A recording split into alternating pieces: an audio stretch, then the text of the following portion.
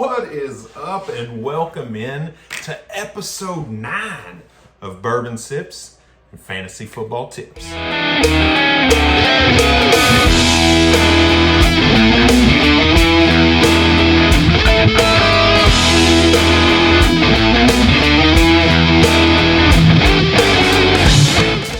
What's up, everybody, and again, welcome into episode 9 of Bourbon Sips and Fantasy Football Tips. And look, it's been a couple weeks, and it's been a couple weeks of hellacious changes across the NFL landscape. We've seen teams skyrocket. We've seen teams plummet. We've seen player values change at the blink of an eye, and that is what we're here to talk about today. We are going to talk quarterback rankings. We're going to do it by tier, and we're just going to kind of take a look at my overall rankings, my top 5 tiers, and we're just going to talk what players have changed, why they've changed, what players have dropped, and why they've dropped, right?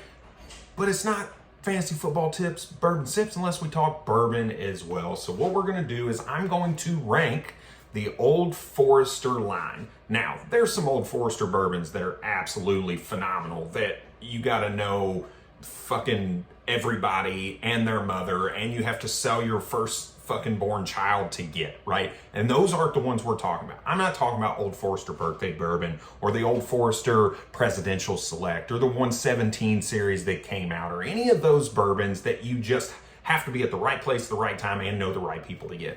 I'm talking the ones you can walk into your normal liquor store and get a hold of on any given day. So I'm going to rank those from number 1 down to number 5 as well. But you're going to have to stay tuned for those because we're going to get right into the quarterbacks right now.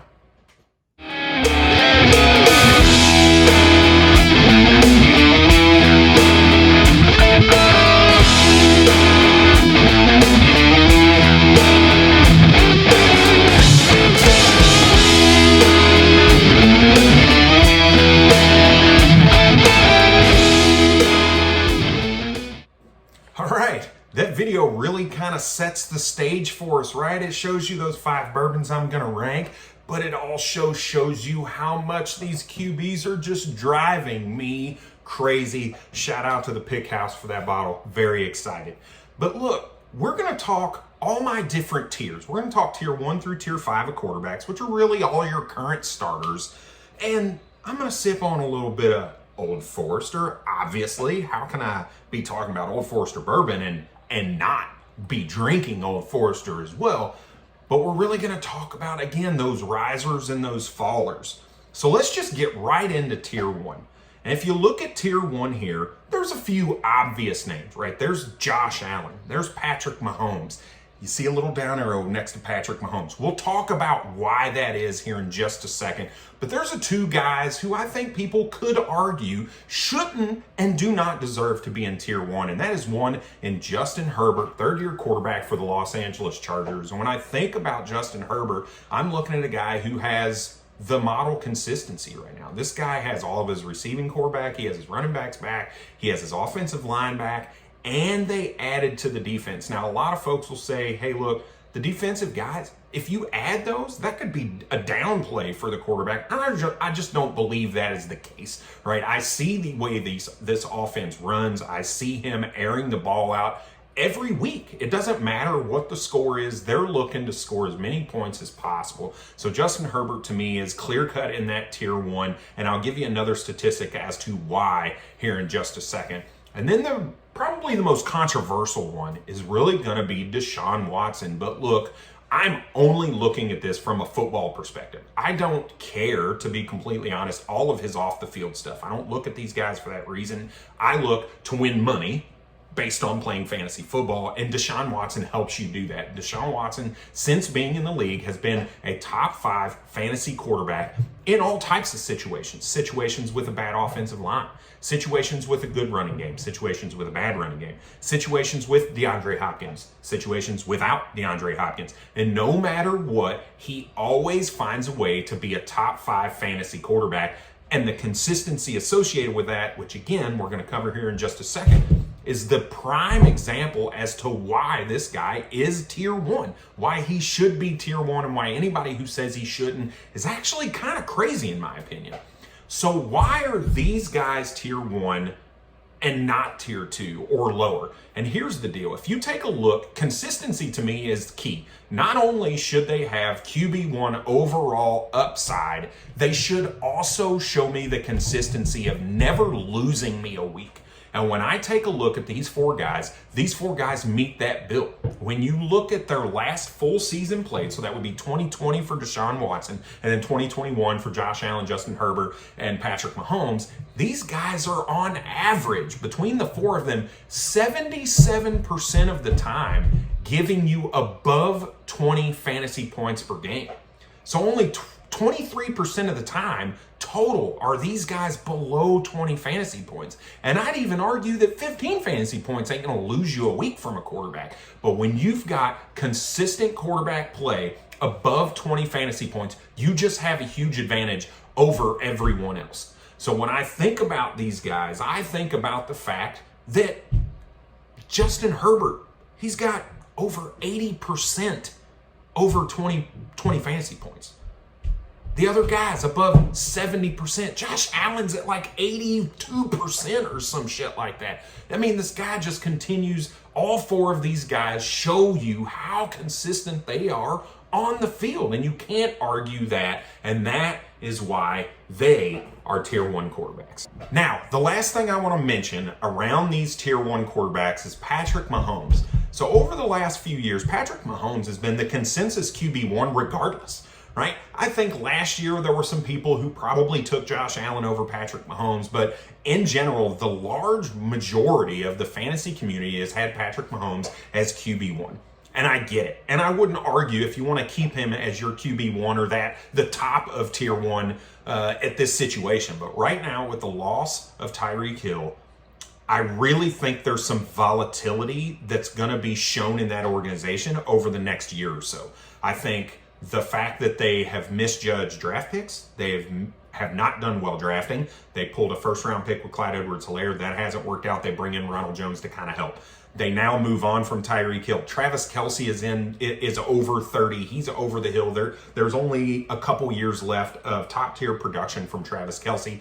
And the only thing they add is a Juju Smith-Schuster. Like, I'm very concerned about the Kansas City team in the forthcoming future. Right now, I think this year it's dead set. This guy's going to be money. He's going to be fine. But I do think you see a drop off in production from him. And then because of all of those things, I think you may see some coaching issues with Andy Reid being in a situation where he's got a high-level quarterback on an unprecedented 10-year contract. They just move away from Tyreek Hill. Their tight ends getting older. They've missed on draft picks basically since Andy Reid has been in charge. They're losing some defensive talent in Tyrann Mathieu, Justin Houston, and guys like that. I just really worry about this team in the long term. I'm not saying Patrick Mahomes should not be in tier 1, but I am thinking there's a good chance that he might be at the bottom of this tier by the start of the season for me, pending how they manage their draft and things of that nature. So tier 1 again, to line that out, it's Josh Allen at the top, then Justin Herbert for the Los Angeles Chargers, and Patrick Mahomes.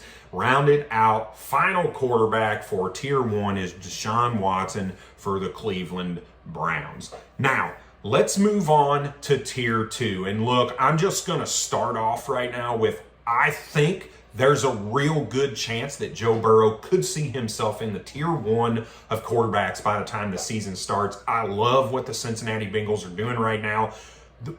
They're basically doing everything that we criticized them about last offseason when they took Jamar Chase instead of trying to add to that offensive line. And you saw that be the big struggle for them. I think they were a team that probably played above expectations. I think it's a team that probably was in over their head against the Los Angeles Rams in that Super Bowl, and it's all because of the offensive line, and boy, did they correct that shit by bringing in Lyle Collins and Alex Kappa to solidify that offensive line. A guard and a tackle is exactly what they need, and if they add one more piece to that offensive line through the draft and then add to that defense, I see 100% Joe Burrow moving into that tier 1 competition, right? And I think you might see a Deshaun Watson fall out of tier 1 or something like that. All of these guys in tier 2 are really guys that you could see as a top 5 quarterback. That's why you only see 4 in tier 1 and then a big group in tier 2, because I think these are guys that in any situation you could see them be a top 5 quarterback, right? When I think Kyler Murray and Lamar Jackson, I'm talking about guys who have that rushing upside to go with the passing, right? They are guys that could be top 5, but they're also guys that could be in that 10 to 12 range. So a little worry there. Kyler Murray, I docked down, right? Last year, you see Kyler Murray going off as the QB2, QB3 in dynasty startup drafts, and I think some of that has subsided. And for me, he dropped because, look, Christian Kirk's moving on. Chase Edmonds is moving on. You see some instability. There's some contract issues. Is he going to get re-signed? And if so, is it going to be happy, or is he going to hold it? Like there's a lot of stuff going on there. And Kyler Murray has just not shown me that he can do it as a passer. He's shown me he has the rushing upside, right? I'm not going to deny that by any shape of the imagination, but it is a situation where I'm not quite convinced of his passing, which means I'm not ready to put him in that tier 1 conversation just yet, right? Lamar Jackson stayed pretty stable for me. No real additions, no real subtractions. I think he's a guy that returns to form, really, to be quite honest. A guy where now they get J.K. Dobbins and Gus Edwards back. You're going to see him back to that rushing elite that he could do before. And I saw him take a step forward in the passing game last year, but I want to see him put a full season together before I'm ready to put him in tier 1.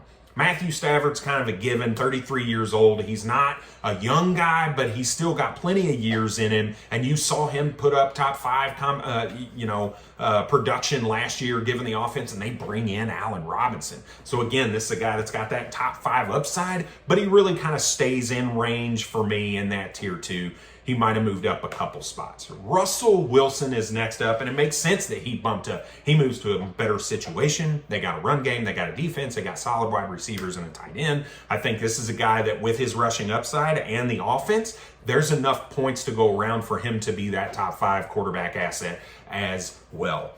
Aaron Rodgers is the next guy, and he's really the guy that I think kind of fell in the rankings for obvious reasons, right? He's 36 years old. You can't keep him up there in the tier 1 guys who have youth and production, right? It just doesn't make sense. But losing Davante Adams, I think, is a bigger concern than what we may be giving him credit for. 1, he doesn't have the legs that he used to have. 2, he hasn't not had an alpha receiver basically for his career, right? He went from Jordy Nelson. When Jordy Nelson left, that's when Davante Adams really kind of stepped in and filled that role. So he's had 2 guys back to back to really be that alpha receiver, and they do not have that on their roster right now. And they were not aggressive in free agency. They didn't bring anybody in. So I'm very concerned about whether or not Aaron Rodgers is going to do it. Now, can he? I think Aaron Rodgers is one of the best quarterbacks to ever play the game. So yes, he could do it, but that's why he's a little bit like he's on the bottom half of this tier 2 for me. I think it's a little less likely, but that upside is still there because he is still, reigning MVP 2 years running, and his name is Aaron Rodgers. Dak Prescott stays level for me. He's in that tier 2 range. I think he's still, the offense that Dallas runs still allows for him to have that top 5 upside. We've seen him do it, in short stints, but not in long stints. And losing Amari Cooper, we don't really know how that's going to work out. But I still want him above all of these young guys that we'll talk about in tier 3. But his upside is obviously still there with CeeDee Lamb and Dalton Schultz, Ezekiel Elliott, Tony Pollard, a young and up-and-coming defense. So I do think that he has that potential, but he's on the bottom half of this list as well because I think it's a little less likely. And then the last guy is my love, and if you've listened to me talk at all in any format, whether it be on this show, whether it be when I talk with Fantasy Affair, whether it be me on with Matty Daddy and Dynasty Dorks Dave, Derek Carr is my guy. And I've talked about how disrespected he is in the NFL, how he's disrespected in the fantasy community, and how good this guy actually is. And to see him get a true alpha wide receiver in Davante Adams is huge for me. So now they've got an elite offense, I feel like. They've got a solid offensive line. Davante Adams, Hunter Renfrow. You've got Darren Waller coming back. You've got Josh Jacobs in the backfield. I just feel like this offense is going to score a ton of points. And we've seen Derek Carr be in the MVP conversation when he has elite receivers like Amari Cooper and Michael Crabtree. When he had those two guys before he got hurt and he injured himself and missed the remainder of the season, he was in the MVP conversation. He was a top 10, top 5 fantasy quarterback. He was a guy you wanted on your squad, and I think he returns to that form. He's still young. He's not old in quarterback terms by any shape of the imagination, so he has that capability to be a long-term asset to your team, and I absolutely see a world where Derek Carr rises even more, right? He went from tier 3 to tier 2 for me, and there's a chance that he leapfrogs Aaron Rodgers and Dak Prescott, and really maybe even Russell Wilson. I think that's a little bit of a stretch, but it's possible, right? So tier 2 to wrap it up, we saw Derek Carr jump in, and we saw some movement within. We saw Kyler Murray drop from tier 1 to tier 2. We saw Joe Burrow and Russell Wilson jump, and we saw Aaron Rodgers kind of drop down because of the loss of Devontae Adams and his age as well. Now, let's move to tier 3. Tier 3 are those young guys that we just haven't seen do it yet, but may. Tua, we had so much hope for him. He was arguably the QB1 out of that draft class, coming off that hip injury. We kind of gave him a pass for year 1 with Ryan Fitzpatrick and whatnot. Last year, he struggled a little bit. But now they add Tyreek Hill. They add Chase Edmonds. Jalen Waddle comes in at year 2. He has everything laid out for him to be a QB1. And that's really what tier 3 is about. Tier 3 are those guys that have low-end QB1 upside. Who are those guys that can get into the QB1 conversation? And that's who these folks are, and that's why we're talking about Tua right now. The next guy is Jalen Hurts. The rushing upside alone is enough to keep him in the QB1 conversation, which is kind of why he's in there. We hope that they add a pass catcher. We hope that we see him progress as a passer. We just don't know yet, but his rushing floor keeps him solidly in this tier and always makes him the potential to be a QB1 any given week. So that's why Jalen Hurts is in this tier, and he stays in this tier for me in tier 3. Now you look at the 4 young bucks, 4 of the 5 quarterbacks that were drafted last year, driving me crazy yet again. Trevor Lawrence, Trey Lance, Justin Fields, and Zach Wilson round out tier 3. All of these guys need to progress as passers. All of these guys have the rushing upside to make them a QB1, similar to the other 2 that we talked about. So really, there's two morals to this story. There's youth and there's rushing upside. And that is why you're talking about guys that have the potential to be that QB10 to QB12 range, right? Or a low-end QB1. Look, all of them stayed firm, right? I think the Jacksonville Jaguars, while they made some splashes in free agency and added all these weapons, I don't know how that's going to work out. I'm not willing to move him into tier 2, Trevor Lawrence, that is. I think they overpaid for some guys, and I quite frankly think there's so much going on there that I don't know that that's going to help him necessarily. We hope Travis Etienne comes back healthy, but the verdict is still out, or the jury's still out on what Doug Marrone is kind of doing with that organization and how that offense is going to look. Trey Lance, look, this guy's polarizing. At least for me. I've seen him go in the back end of the first round in dynasty startup drafts, and there's no fucking way I'm even close to that. I'm not even remotely close to that. This dude is not anywhere near the top 10 quarterbacks for me. I just didn't see it last year. And you can say from a fantasy perspective, Brad, he scored over 20 points in his 2 starts, and I'll agree with you. I can't deny fact. But the simple fact is he did that on the back of his rushing and not his passing, and that's not always going to be possible for him. I think they've got a good team around him. I think they have a good coaching staff around him, but I want to see it long term. 2 games is not enough for me to put him in the tier with some of these other guys. Could he, because of his rushing upside? Absolutely, which is why he's in this tier. He could turn out to be a QB1 and be a terrible NFL quarterback. He just could, right? So we'll see how that goes. Trey Lance, I want to put him at the bottom of this, but he does have, I think, just the pieces around him to make him more successful than the other 2 that we're going to talk about, and that is Justin Fields and Zach Wilson.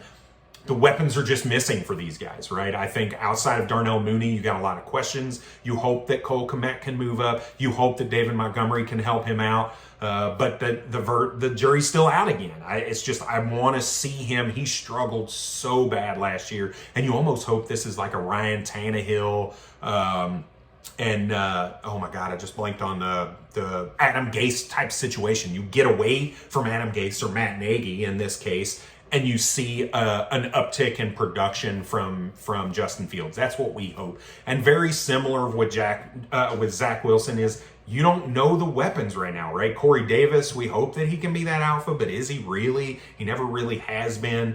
Elijah Moore, we saw bursts out of. We saw, potential out of him. We saw how good Michael Carter can be out of the backfield. But you want to kind of see that team really kind of come together, which is why Zach Wilson kind of falls to the bottom of this tier. But again, he has that sneaky rushing upside, Daniel Jones, Josh Allen type, right? He's a bigger guy. You hope that he can get some of that rushing floor for you, which is why he is in tier 3. Again, that rushing floor puts him in that potential for QB1, QB1 as in QB10 to QB12 upside. So to recoup our tier 3, it's young, rushing upside quarterbacks. So you're looking at guys like Tua, Jalen Hurts, Trevor Lawrence, Trey Lance, Justin Fields, and Zach Wilson. All right, tier 4. These are our vets or our low upside guys. So older veterans are our low upside guys. So when I think veterans, I'm looking at guys like Kirk Cousins, who's criminally underrated, right? He's a guy who's given you that QB 12 finish really for the majority of the time that he has been in Minnesota. And you hope that continues to be the case. He got that big 1-year extension for $35 million. You hope that kind of gives you a couple more years of production. But I think you get 1 more year, 2 more years, and then you're going to see kind of a bridge quarterback situation, which is why I've got him a little bit lower in the rankings. But he's a guy that I absolutely love in tier 4 to give me consistent production for my QB2 position. Ryan Tannehill, Mac Jones are guys that I had in this tier already. I just don't see the big upside with these guys. I think they're in that 12 to 15, 12 to 16 range. They're possibly going to give you weak winning upside, but I think it's very slim, and I think their floor is absolutely bottom feeder floor. They're guys that can give you a less than 10-point week any given time, and that's why I can't have these guys in the conversation in tier 2 or tier 3 right now.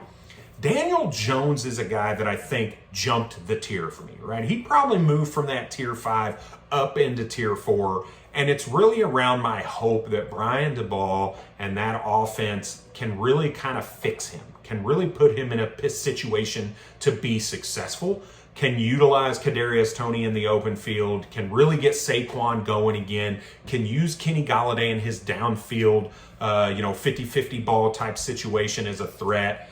I hope that that's what we see out of Daniel Jones, but he's still in that situation where it's like, okay, if they can get him to get some rushing upside, if they can get him to be more accurate throwing the ball, maybe he moves into that tier 3 next season if he can figure out a way to get a contract out of it.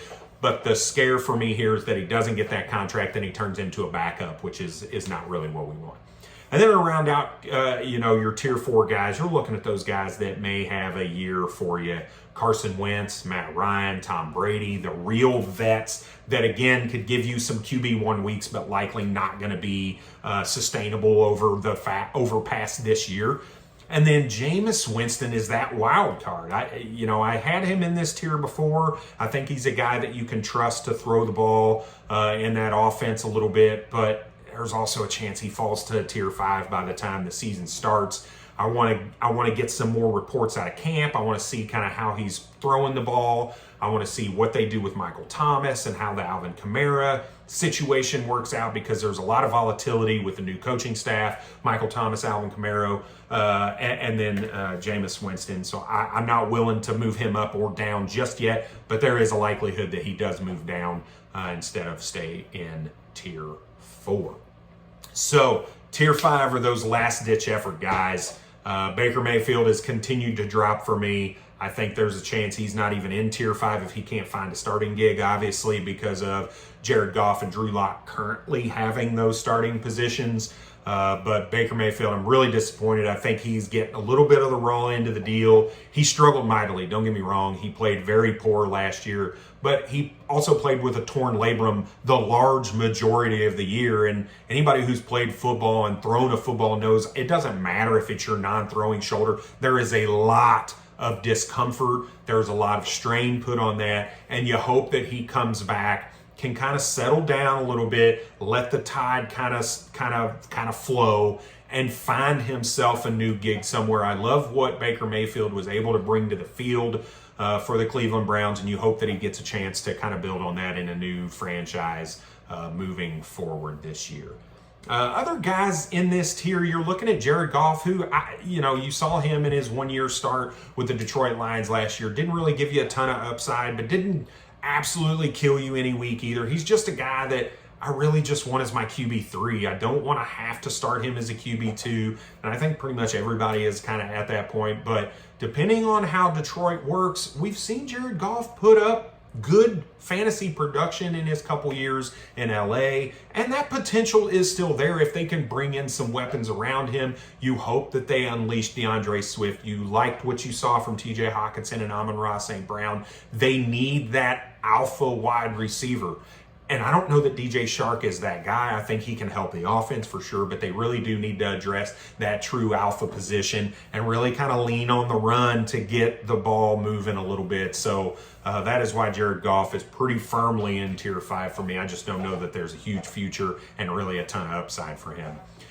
Jimmy G, man, I was counting on him to get a starting gig somewhere this offseason, and that possibility is still out there, right? There are still some teams that are going to be looking for a bridge quarterback, whether that be Carolina, whether that be Atlanta, even though they brought in Marcus Mariota. What's that situation look like? So there's a few teams out there that could still use Jimmy G. His surgery came at the absolute worst time, and now there's talk around San Francisco keeping him, which is another reason I can't move Trey Lance higher. Another reason I don't trust that situation with him is, look, I think Jimmy G gives them a better chance to win. I really do. I think the San Francisco 49ers still do, or they would have started Trey Lance last season. So I think you're looking at a situation that is very murky right now with Jimmy G. Does he stay in San Fran? Does he get a starting gig somewhere else? Or is he a backup, which is why he's pretty firmly in tier 5 as well. And then the last is Drew Locke. And this is a very interesting situation for me. So you see interviews with DK Metcalf and him just saying, just wait. Just wait. So that's telling me, one, I would be ashamed if the wide receiver said anything else about their new quarterback, right? So I don't want to read into this too much. But when you think about Drew Locke, you think about a guy that just wants to throw it down the field. Like, that's all he wants to do. And you got two guys that are great deep threats in Tyler Lockett and DK Metcalf. So I think it's a situation where I don't know that he is the starter long-term, but even if they bring a rookie in, I don't think any of these rookies are ready to start right now. So I think Drew Locke is the starter for the Seattle Seahawks this year, which is why he's in this tier. I just don't know what the upside is because he makes bad football decisions. He doesn't really have a lot of, he's not that mobile quarterback per se. He can move, but he's not, a Justin Fields, Trey Lance kind of guy, right? So he's almost more like a Ryan Tannehill to me in the rushing upside. So you hope that he gets the opportunity to chuck it downfield, but when you hear let Russ cook, it's because the Seattle Seahawks want to run the ball, and I think there's a good chance that they continue to try to do that to protect Drew Locke and to protect that offense a little bit. So Drew Locke firmly in tier 5 and may even fall out of that if they draft a quarterback, even though I think he's going to be the starter for this year. So let's take a look at the board as a whole. There's some risers, there's some fallers, which was the whole point of this. Are there guys that I'm targeting? Are there guys that I want right now? And it's tough because there's the guys that I would want to go get have a ton of hype around them now, right? When I think about Carr because of the addition of Devontae Adams, when I think about Tua and the addition of Tyreek Hill, these are guys that I would have rather gone and gotten beforehand, but now it might be a little challenging because of the hype and because of the hope of what they can be. So if I'm really looking to go get guys, I'm getting the guys that still have some uncertainty, right? I'm looking to get a Desean Watson at a discount because he's on a run-first team and he might not throw the ball. And there's still the suspension potentially looming and those things. I still think you can get him at a slight discount for what I believe he is in a tier 1 quarterback asset. I'm looking at a Dak Prescott because of the loss of Amari Cooper. Can I get Dak Prescott at a discount now? I'm not looking for Joe Burrow. He's just too expensive. And unless you're willing to pay up, you're not going to get him. You're going to have to give up some serious assets to get him. And to be quite frank, I've put him on a block because I think there is, a huge market for him right now. And I think if I could turn him into Lamar Jackson plus, I would probably do that. If I could turn him into Matthew Stafford plus, I would probably do that because I'm looking to try to win a championship again. And, in a vacuum, would I rather have Joe Burrow and Matthew Stafford? I'd rather have Joe Burrow. But when you look at your entire squad and you put into context the fact I'm trying to win a championship, having Matthew Stafford plus is better than having just Joe Burrow for this season. So I'm looking for moves like that. And then the last one is, if you're looking for that QB2 at a discount, I'm probably looking at guys like a Kirk Cousins who has a couple years, right? That, after those 2 years, he's probably not really worth much anymore at that point, but he can give you some huge production weeks. So that's a guy I'm looking to get. And then this is going to be a tough one for people to grasp. But I think Carson Wentz can be a very valuable asset to your dynasty team, especially for the price right now. This guy who doesn't turn the ball over, and I know he played very poor the last couple weeks of the season that essentially kept the Indianapolis Colts out of the playoffs. But this is a guy who I think can throw the ball and can make Terry McLaurin good. I'm sorry, not make Terry McLaurin good, but he's got some weapons to make himself good. He's got Terry McLaurin. I love Curtis Samuel as a bounce back candidate.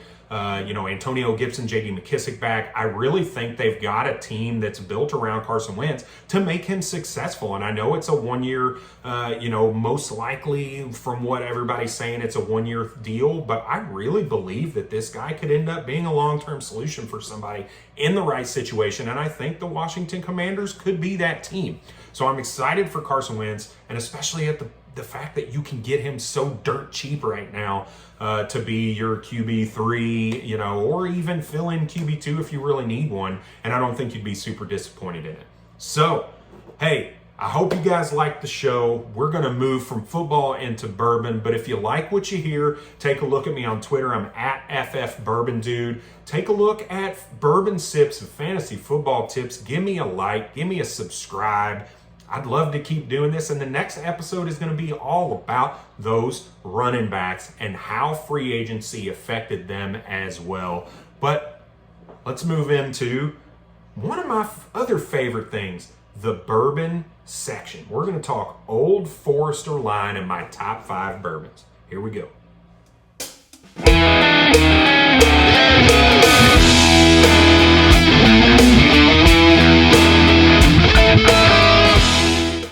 So we just got done talking our quarterback tiers post free agency, and now we're going to talk bourbon and Old Forester. The entire line outside of the unicorns, I'm going to talk to you about my top 5. Again, this is not going to include the likes of Birthday Bourbon, the Presidential Selection, 150th Anniversary, 117 series, a lot of the stuff that, like I said earlier, you just got to know people or get lucky to find. I'm talking about bourbons that you can go into your local liquor store and find, because most of us are just normal, hardworking, everyday people that can't go stand in line for 12 hours waiting on a bourbon to be released, right? We're going to go after work, maybe on a Saturday or whatever. So this is that stuff that you can go get on the shelf. So coming in at number 5 is going to be Old Forester 1870 Original Batch. So this is coming in at about $45, 90 proof.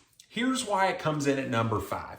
It's a little too thin for me. It doesn't coat the mouth. It's not a lot of flavor outside of the fruit forwardness that it gets, but I like a bourbon to kind of coat my mouth, really give me taste profile on the front of the tongue, on the back of the tongue, all over, and it just doesn't do that. It drinks very thin, as you'll hear people talk. So again, Old Forester 1970 original batch. Now it's called original batch, just a little bit behind it. The founders of Old Forester are actually the first ones to try the batching process, what you'll see other companies call small batches, right? So basically what they're doing right now is they're going through different warehouses at different times and choosing barrels. And then they're blending those or batching those barrels together. So it is select barrels that they are batching in this process. And it's kind of an ode to the fact that they were the first ones to do it. They were the original small batch, hence the term original batch. So now we're going to move into number 4. And when I did the blind taste test on these, I was actually surprised. I was a little disappointed that this is where it was. So it made me go back and try it again, knowing what it was. And now that I think about it, it's probably true. And this is the Old Forester single barrel strength. So these are coming in between 130 to 135 proof, super high proof, which was something that I was excited about when I bought the bottle. This one in particular is 132.2 proof, comes in at about 80 bucks. And when I did the taste test, it was It's like, this is pretty simple. It's kind of basic. It's almost too much heat that it overpowers the flavor. It's not like Stag Junior, right? Stag Junior, you get it's that 130 proof, but it's got a ton of flavor in it and you get the heat. With this, you get all heat, a little bit of fruit, and then it just dies. And there's nothing else that, typically you'll taste something on the front of your tongue, and then you'll taste a little bit on the back of the tongue, and then when you swallow it, you get a little bit different flavor. And this, it was just the same thing in the front to the back to the finish. And I was very disappointed. And for $80, there are a million things that I would rather spend $80 on in the bourbon world over the top of this. So to be quite frank, I don't know that I'm gonna buy this bourbon again until this bottle is completely empty. And then even then, if there's something else on the shelf that I'd like to have, I'm gonna go buy that instead, because I was very disappointed in the blind taste test for this. Coming into number 3 is Old Forester 1897 bottled in bond. So, as hopefully some of you know, 1897 is when that bottled in bond act came in. It is required to be at 100 proof, and it is required to be at least 4 years old. So this is their ode to that bottled in bond act. It is bottled at 100 proof, as stated earlier. Comes in at $51. It's in the state of Ohio, so you'll see a little bit of a odd price point for me to put $51 on the sheet, but it's somewhere around there that you'll see. And this is it's basically the 1870 original batch to me. The flavor profile is very similar, a little bit heavier on the fruit, but it coats your mouth and it gives me that difference from the front to the back to the finish. So it's a very, very nice bourbon for 50 bucks. And it's one that I always have on my shelf for drinking neat, drinking on the rocks, or making cocktails with. It really is a pretty good all-around bourbon for $50. So very excited for that. Again, Old Forester 1897 bottled in bond, coming in at number 3. Number 2, now this is going to be different for everybody, and that's the Old Forester single barrel store pick. Obviously, all of these are going to be different because it is a single barrel program. This one in particular is from Warehouse O, and on the first floor, which I'm really happy about it being on the first floor or closer towards the top floor. So I'm pretty excited for that. And it's coming in at 50 bucks again, pretty solid price for a single barrel product. Put you right in there with like that Four Roses single barrel product and things like that. This one is a lot different. And obviously, like I said earlier, they're going to be different from single barrel to single barrel.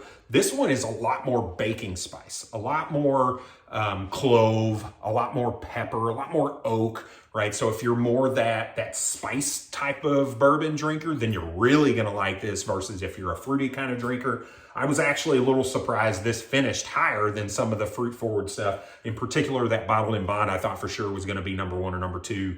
But this one came out ahead of it, and I think a lot of it had to do with the fact that it was coated and that it had a lot of that spice in it that made it very pleasant, very pleasant. And the lower proof really kind of offset that for me a little bit, so that was cool. Now, number one, my favorite, hands down, Old Forester bourbon that you can buy, and I'd say this is almost kind of a cop-out. It's very consensus as well, and that is Old Forester 1920 Prohibition style, coming in at 115 proof. One of the higher proof products that they put out, and it's in an ode to Prohibition, right? And when they first started bottling post-Prohibition, the highest at that point was 115 proof, which is why Old Forester 1920 Prohibition style, they bottled this at 115 proof. And all of the mash bills for these are the exact same. So the only difference is going to be filtering, the selection of the barrels, and things like that, and then obviously the proofs. But look, this bottle coming in at $60 is caramel and chocolate and deliciousness. This is absolutely phenomenal. It's a very thick and oily bourbon, which is nice for that coating that we've talked about. It is hands down one of my go-to bourbons. I always have a couple bottles of these, actually. Here's another one that is unopened.